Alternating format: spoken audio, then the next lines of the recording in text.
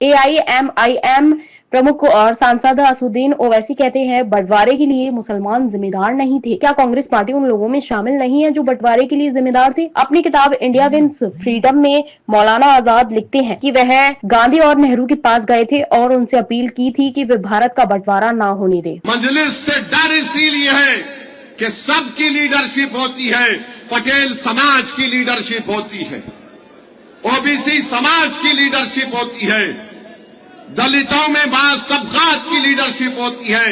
भारत में अगर किसी की लीडरशिप नहीं हो सकती तो जालिम लोग कहते हैं कि मुसलमान की लीडरशिप नहीं हो सकती है। बार बार क्या बोलते हैं, अरे एक पार्टीशन हो गया, अरे तुम झूठ बोल रहे हो, पार्टीशन का जिम्मेदार मुसलमान नहीं था, क्योंकि 90% मुसलमान तो डाल ही नहीं सकते थे उस जमाने में जब वो जालिम जिना इस मुल्क के 2 टुकड़े किए। और 2 टुकड़े करने वालों में क्या कांग्रेस पार्टी शामिल नहीं है? बिल्कुल है। ये मैं नहीं कह रहा हूं, मौलाना अबुल कलाम आजाद अपनी किताब इंडिया विंस फ्रीडम में कह रहे हैं कि मैं गांधी के पास गया, मैं नेहरू के पास गया कि भारत के टुकड़े मत होने दो। और मौलाना आजाद ने क्या लिखा वो आप उस किताब को उठाकर पढ़ लीजिए।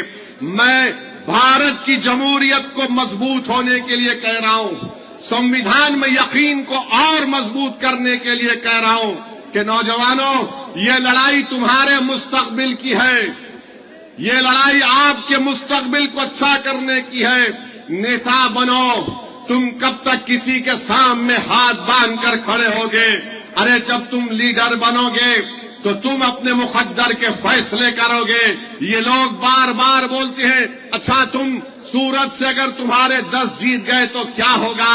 अरे एक जीत कर पार्लियामेंट में जाता है तो सब खड़े होकर कान लगाकर सुनते हैं कि अब बोलने वाला सच्चाई को बयान